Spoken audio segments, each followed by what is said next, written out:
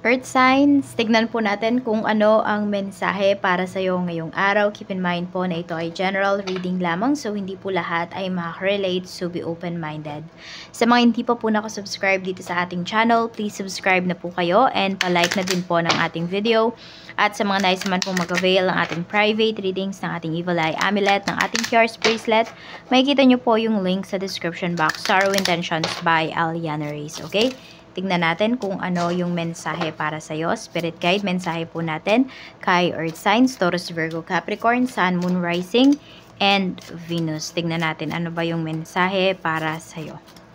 Mensahe para sa iyo. Mayroon tayo ditong spirit invocation, we have initiation, meron tayong meditation, and meron tayo ditong manifesting read. So ayan, tahimik, kalmado yung energy ninyo. Earth signs, ayan po yung pinapakita sa atin na inyong energy, sobrang tahimik. Ayan, nagmamanifest ba kayo? So magmanifest lang daw kayo ng tahimik. Yan yung sinasabi sa inyo ni universe. Okay? Some of you, ayan o, may puno dito na pinapakita. So hindi ko alam kung sa lugar nyo ba or dyan sa bakuran ba ninyo or meron ba kayong nadadaanan na puno na parang patay na. Yung wala na bang mga ugat. Try nyong yakapin yung puno na yun. Parang isama nyo na yung mga negativities, yung mga hindi magagandang nangyari sa inyo, doon sa puno na yun. Yun yung nakikita ko. Mas maganda sana kung sa bakuran nyo yan eh. Kung mayroon, yakapin nyo yung puno na yun. Tapos ibulong nyo sa puno yung mga hinanakit ninyo sa buhay, yung mga lungkot na nararamdaman po ninyo. So, tingnan natin. Okay, so ayan. Basta mas maganda kasi talaga kung tahimik lang daw po kayo na nagmamanifest. Ibig sabihin, kung may minanifest po kayo, huwag nyo masyadong iisipin. Okay? Kasi sinasabi ko nga sa inyo, pag masyadong yung iniisip yung minanifest ninyo, yung winish ninyo, kayo mismo yung nambablock doon sa energy na yun. Basta, habang ginagawa nyo yung wishes ninyo, yung manifestations ninyo, just believe 100% mangyayari yun. And that's it. Hindi nyo po yan araw-araw kailangang isipin. Yan kasi yung malinong iba eh. Yun yung ginagawa nila. Araw-araw iniisip nila. Ganito, ganyan. Sa taas nilalagyan pa nila ng sana. Wag po. Alisin nyo yung sana sa lahat ng wishes po ninyo. So, ayan. Okay. Pwedeng laging meron dito nakasunod sa'yo. Or madali kang, iba naman sa inyo, madali kayong makasagap ng mga negative energies. Madali yung iba sa inyo na makasagap ng mga spirits. Pwedeng may mga sumasama po sa inyo sa bahay. So, ayan. Hindi dahil mababa yung frequency ninyo. Sobrang ganda po ng frequency ninyo. Sobrang ganda ng aura ninyo. Earth signs. Kaya meron dito sumasama po sa inyo. Oo. Tumataas yung balahibo ko. Tignan natin ano pa yung mensahe. Tignan natin kung ano pa yung mensahe para sa'yo. Spirit guide, mensahe pa po natin. For Earth signs, Taurus, Virgo, and Capricorn. Ano po ang mensahe natin for Earth signs? We have backstab. Ayan. We have divine feminine. We have Jezebel. And we have bumping heads. Ayan. Mukhang meron dito mag-aaway kayo. Pwedeng ito. Okay, so meron dito, pwede po na nasa same-sex relationship ba kayo? Kung hindi to same-sex relationship, pwedeng kaibigan mo, makakaaway mo siya. Ayan. Hindi ko alam kung may female best friend ba kayo? Or meron ba kayo ditong, basta someone kasi na parang makita mo palang kumukulo na yung dugo mo kasi alam mo na may ginawa siyang hindi maganda sa'yo. Yung taong to, pwedeng isa po siya sa ayaw kang maging masaya. Oo. Ito yung tao na parang kailangan nandyan ka lang sa tabi niya. Ganyan. Pero hindi ka naman niya tinuturing ng maayos.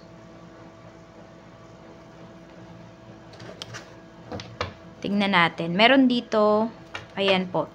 Nangangako sa inyo na wala ng iba, pero meron pa ring iba. And ramdam nyo po yan. Pag nagme-meditate kayo, pwedeng isa po yan sa nakikita ninyo. Or through your dreams for some of you. Nakikita ninyo na may iba. Na may iba yung person nyo.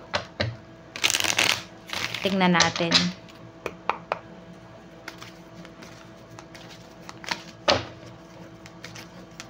Meron dito huling-huli na pero wala. Nagde-deny pa rin talaga.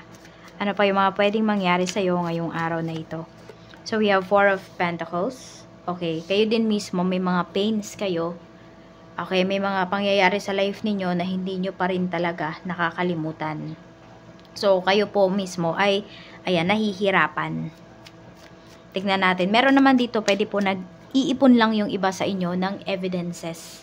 Okay? Or pwedeng yung iniipon naman ng iba sa inyo dito, pera talaga. Pero meron din po dito, nag-iipon kayo ng evidences. Meron tayo ditong King of Pentacles. Ayan po. At mayroon tayo ditong The Hanged One. Ayun. So, yung iba pala sa inyo, hindi kayo makaipon-ipon. Pwedeng yun yung gusto nyong gawin, earth signs. Okay? Pwede rin na hindi na nadadagdagan yung ipon ninyo. So, pwedeng bago magsimula yung taon ng 2024, nangako talaga kayo sa sarili ninyo na mag-iipon na kayo. Pero for some of you po, hindi talaga kayo makaipon. Yan, parang pag nag-iipon kayo, ayun, may pagkakagastusan na naman. Yung iba po sa inyo, alam mo yun, kasi alam na may ipon ka. Diba sabi ko sa inyo, tahimik lang dapat kayo dito. Or even din daw yan, pagdating sa iniipon ninyo, sa kaperahan po ninyo. So, tahimik lang daw po kayo. Kasi ang nangyayari, kayo yung inaasahan. Ayan po. Kaya hindi ba gumalaw yung ipon ninyo? Hindi siya tumaas. Kasi alam na may ipon kayo. Kayo na yung inaasahan every time na nagkakaroon ng problema. Yan. Naaasahan kayo. Dumedepende sila sa'yo. Kaya yun yung nangyayari. Tignan po natin ano pa yung mensahe. Okay, Spirit Guide. Pagdating sa pamilya, kamusta po? We have Ace of Cups. And we have Queen of Swords. Merong mainit dito yung ulo. Pwedeng nanay mo to, kapatid mo. Ayan. Parang umaga pa lang nakasigaw na. Ayan po, umaga pa lang. Naku, napakainit na ng ulo. Parang ayaw mong makita, ayaw mong makasalubong. Earth signs. Kasi baka ikaw yung mapagtunan ng, ng init ng ulo. Ikaw yung mapagbuntonan. Tignan natin, ano pa yung mensahe pagdating naman po sa mga taong makakasalumuhan nyo po ngayong araw na ito. So, tahimik naman. Ayan o, 9 of Pentacles. Okay, tahimik yung mga tao na makakasalamuha mo, pero, kontento sila sa buhay na mayroon sila. Lumalaban po sila. Ayan. So, maganda yung mga ganyang tao na makasalamuha, makasama ngayong araw. 'Di ba? Tahimik, pero may goals. Ayan po, yan yung ibig sabihin. Tahimik, pero may goals. Kaysa naman maingay, yun pala, wala naman. Ayan, ibig sabihin, hindi po mayayabang yung mga tao na makakasalamuha mo for today. So, hindi ka maiirita sa energy nila. Tignan natin ano pa yung mensahe. Ayan, or sa ingay nila. Pagdating naman po ito sa love life po ninyo, 2 of Swords, and we have the Devil. So, pinagde-decide na po kayo dito ni Universe.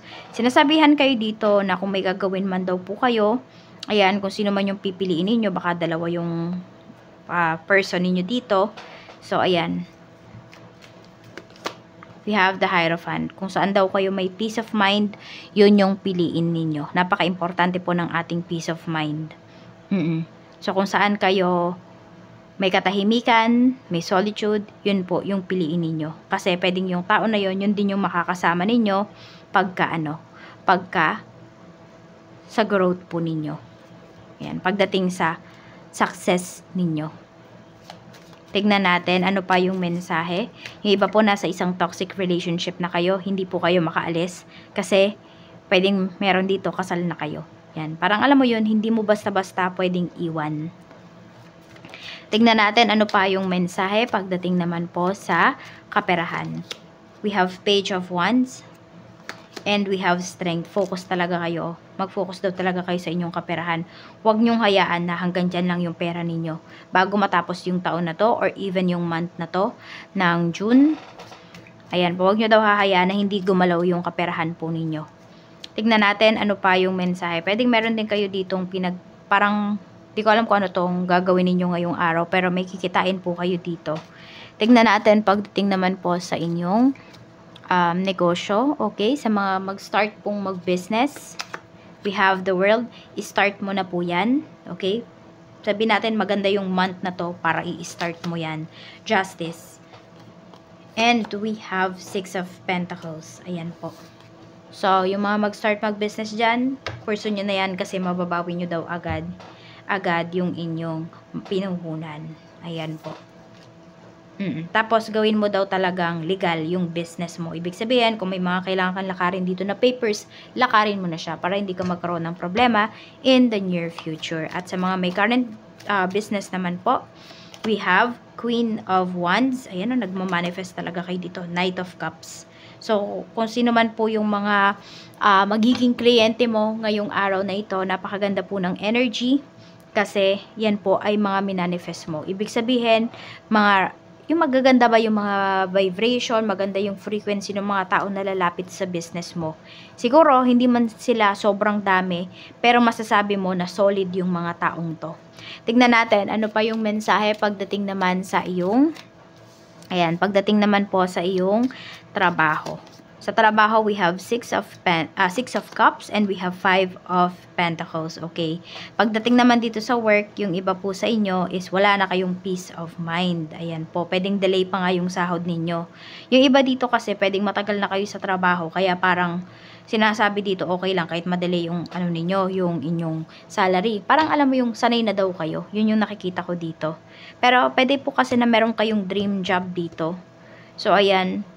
Kaya lang pala nahihirapan kayo. Yun nga, kasi pwedeng yung kinikita ninyo, sapat lang talaga. Di kayo nakakapagtabi para, kunwari, magkaroon ba ng pera para makapag-apply ulit sa iba, ganun. Doon kayo nahihirapan. So, siguro yun, you make sure talaga na may maipon ka. Para kung meron ka ditong gustong, yun nga, trabaho, dream job, ayan, or meron kang gustong buksan dito na negosyo, maggawa mo talaga siya at wala kang pagsisihan. So, tahimik lang po kayo. Huwag nyo munang ipapaalam yan kahit kanino. Kasi po, nabablock siya. Oo. Parang ano ba yung nangyayari? Nai-evil eye po kayo. So, 38, 4, 42, 30, 9, and 15. Yan po yung inyong mga lucky numbers. At i-cleanse muna natin yung space ninyo at yung energy bago kayo umalis dito sa ating channel. Para naman hindi ninyo madala yung mga negative na kung ano man yung nakuha nyo dito. And, Taurus, Virgo, Capricorn, please, kung hindi po para sa inyo yung mensahe ba, huwag nyong i-absorb. Okay? Kasi yan yung napapansin ko sa inyo. Mga nagko-comment dyan. Ayan, o sige, tanggalin na natin yan para hindi nyo ma-absorb. Kasi baka hindi para sa inyo, kaya hindi kayo naka-resonate. So, huwag kayong magpapastress sa mga pinapanood po ninyo. Ayan, ito ay gabay lamang naman. Ayan, at yan lang naman talaga yung nakita ko. Kaya yan yung sinasabi ko sa inyo. Okay? Let go nyo na yan. Kung ano man yung nafe-feel ninyo, ano man yung sufferings ninyo, let go nyo na yan. Iwan nyo na yan dito sa end ng video natin. Okay, maraming salamat po. Mag-iingat kayo always and more blessings to come.